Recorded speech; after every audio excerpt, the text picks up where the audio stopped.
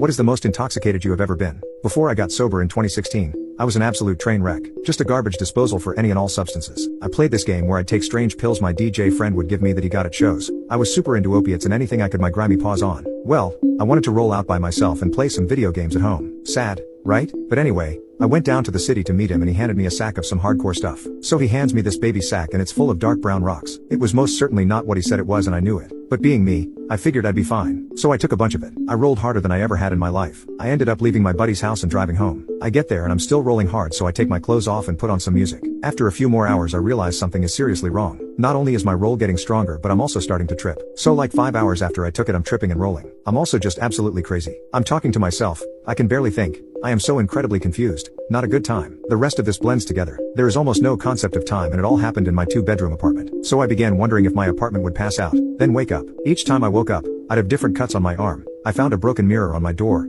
furniture tipped over, blood on the sink and in my mouth. I lost my mind. I have no recollection of most of this, so I still don't know what happened. Anyway, I laid in bed all night having panic attacks and hallucinating, crying, trying to call my friends, and just generally trying to not be high anymore, all the while taking more. I wake up in the morning and decide that maybe if I try to take a shower and go to work, I'd sober up. So I got up, got ready, took a shower and stuff, drove a couple miles to work after stopping at the gas station, got to work and started selling phones. I was there for about an hour when I got to a customer who looked bizarrely familiar. He then, in the middle of us talking, turns his head to me and says, "Are you on anything?" And at that moment, the whole store stopped and got quiet and I hyper-focused on the construction work going on in the building, and then realized that our building wasn't under construction. I look around, close my eyes and open them and I am back in my bed, naked and for sure haven't left. Then cell phone customers start walking in my room asking me for help. I'm trying to explain to them that this is my house and they need to leave, but I'm also realizing that this is not actually happening and I have had a psychotic break. I still couldn't really control it though. I would have quick moments of clarity, I'm talking seconds, followed by hours of horrid states of mania. So the day goes on and stuff happens the same. I did try to drive to my friend's house in the next state. I made it 3 miles down the road before I realized I was serving across 3 lanes of traffic and going 40. I drove back home,